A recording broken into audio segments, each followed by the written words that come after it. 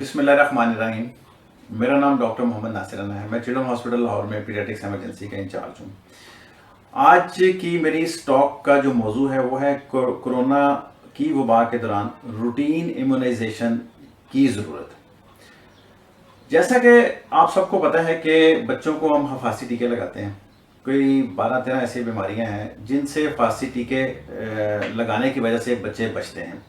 ये जो वबाएं हैं ये आप लोगों को भी तो लग रहा है, ज़ाहिर है आजकल आई है बीमारी, कोरोना की एक वबा फैली है जिसको कोविड-19 कहते हैं।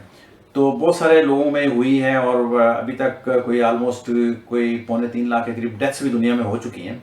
लेकिन इससे पहले भी आज से 100 साल पहले, 200 साल, 300 साल मुख्तलिफ अदवार में बहुत सारी वबाएं आती रही हैं।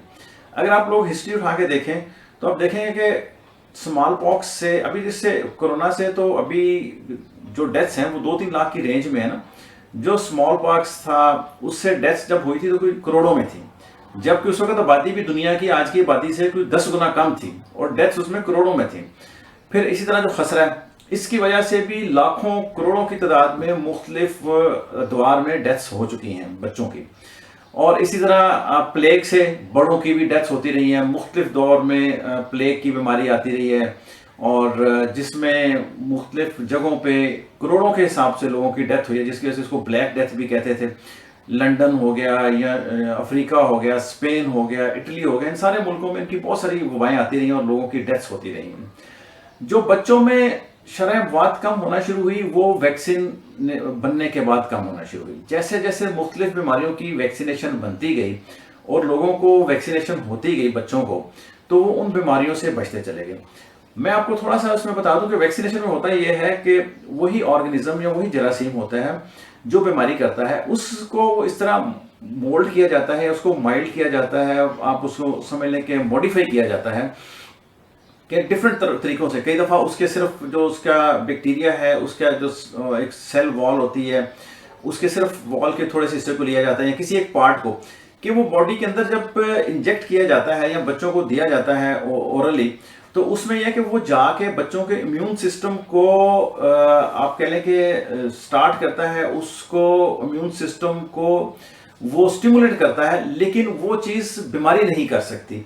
मसलन जैसे आप कह लें कि डिफ्थी खुन्नाक था या काली खांसी है, या जैसे मैंने आपको बताया खसरा है, जैसे पहले किसी ज़माने में जैसे आपको मैंने बताया स्मॉल पॉक्स की वजह से लोगों की डेथ्स हुई थी।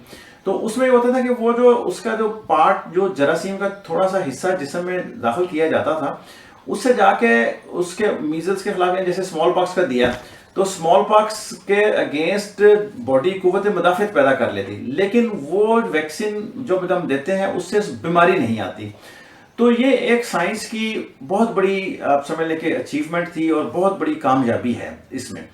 इसकी वजह से जैसे जैसे ये वैक्सीन होती गई और with the passage of time बीमारियां कम होती गई और यहाँ तक के स्मॉल पॉक्स जिससे किसी ज़माने में करोड़ों की तादाद में अमवात वाक़या होती थी, अब वो बीमारी दुनिया से ही ख़त्म हो गई है।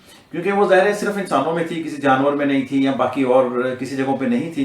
तो जैसे इंसानों में ख़त्म हुई वो बीमारी दुनिया से ख़त्म हो गई। इसी तरह खसरे की बीमारी जो हुई, अभी हम अपने मुल्क में तो देखते हैं कि एक बच्चे को क्लास में खसरा होता है तो वो कई बच्चों को लगा देता है और उसके बाद कई दफ़ा पूरा पूरा महीना, पूरी पूरी क्लास इससे अफेक्ट होती है। फिर खसरे की कॉम्प्लिकेशंस आती हैं, बच्चों को नमूनिया हो जाता है, बच्चों को गर्दन और बुखार हो जाता है। लेकिन जिन मुल्कों में खसरे की प्रॉपरली और टाइम पे वैक्सीनेशन बच्चों को हुई है, 2 टीके जब उनको लग जाते हैं तो उनमें से ऑलमोस्ट 90%, 95% उनकी बचत हो जाती है। तो इसलिए ये बहुत सारी बीमारियां हैं, जैसे मैंने आपको बताया टीबी है, काली खांसी है, खुन्नाक है, तशन्नुज है और खसरा है, फिर जिसे हम कहते हैं मीजल्स है, रुबेला है। ये सारी बीमारियां ऐसी हैं, ये इनको वैक्सीन प्रिवेंटेबल डिजीजेस कहते हैं। ये अल्लाह का शुक्र है कि जो वैक्सीन प्रिवेंटेबल डिजीजेस हैं उसमें से वैक्सीन लगाने से उनमें से बहुत हद तक बचत हो जाती है। क्योंकि कई बीमारियां ऐसी भी हैं जिनकी वैक्सीन प्रॉपर नहीं बन सकी या नहीं बन सकती थी, जैसे लाइक हेपेटाइटिस सी है, तो उससे अभी भी करोड़ों लोग मुतासर हो रहे हैं। और पाकिस्तान जैसे मुल्क में तो अभी करोड़ों मरीज हैं इसके हेपेटाइटिस सी के, जिनका फिर जिगर खराब हो जाता है, फिर यहाँ वो लिवर ट्रांसप्लांट कराते हैं या वो लिवर फेलियर की वजह से उनकी डेथ्स हो जाती हैं। तो ये अब जो इम्पोर्टेंट बात है वो ये है कि गुज़िश्ता 2-3 महीनों से, जब से ये कोरोना की वबा आई है, बहुत सारे बच्चे अपनी जो रूटीन की इम्यूनाइजेशन है, वैक्सीनेशन है, वो उनकी मिस होने लग गई है। अब जैसे पाकिस्तान जैसा मुल्क है, यहाँ पे अभी कोरोना के असरात तो बच्चों में शायद इतने ज़्यादा नहीं आए, लेकिन यहाँ पे हमारे अभी भी बहुत सारे बच्चों को जैसे मैंने आपको बताया है कि डिफरेंट बीमारियाँ, खसरा है, खुन्नाक है, ये होती हैं और इनसे बच्चों की डेथ्स भी होती हैं। तो ये जो डेवलप्ड कंट्रीज हैं उनमें तो ये रेगुलर वैक्सीनेशन होने की वजह से अब ये बीमारियां बहुत कम हो गई हैं, बल्कि उनमें तो इनसे डेथ्स बहुत ही रेयर हो चुकी हैं।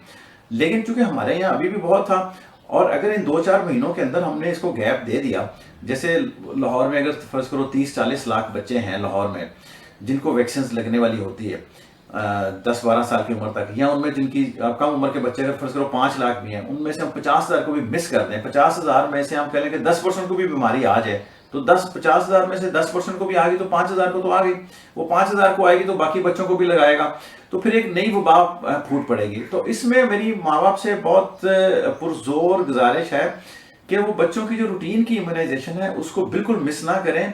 वो जहाँ पे हॉस्पिटल्स में वैक्सीनेशन हो रही हैं, तमाम हॉस्पिटल्स में, और ये वैक्सीनेशन अक्सर जगहों पे और अक्सर हॉस्पिटल्स में अवेलेबल है और वैसे भी फ्री हैं। तो सिर्फ पेरेंट्स ने करना यह है कि बच्चों को लेके जाना है, वैक्सीनेशन कराएं। बहुत सारे गवर्नमेंट के सेंटर्स हैं, फिर जो गवर्नमेंट के सेंटर्स बने हुए हैं उसके अलावा घर घर जाके वैक्सीनेशन की जाती है।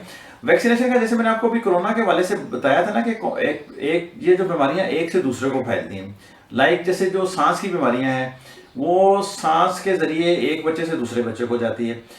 जब अगर इसका हम साइकिल ब्रेक करना बहुत जरूरी होता है। लाइक फॉर एग्जांपल अगर एक क्लास है उसमें 20 बच्चे बैठते हैं, 20 में से 18 की वैक्सीनेशन हुई है, अगर एक बच्चे को बीमारी आ भी गई तो वो 18 बच्चों को नहीं लगा सकेगा, एक बच्चे को होगी वो 4-5 दिनों में ठीक हो जाएगा। अगर अब 20 बच्चों में से 5 को वैक्सीनेशन हुई है, 15 को हुई नहीं है, तो अगर एक बच्चा क्लास में बीमारी लेके आएगा तो उन 15 में से 10 को तो लगा देगा। अब 10 को जो लगाएगा उसमें 3-4 बच्चे सीरियस भी हो सकते हैं, जब 3-4 सीरियस होंगे तो किसी की डेथ भी वाकया हो सकती है।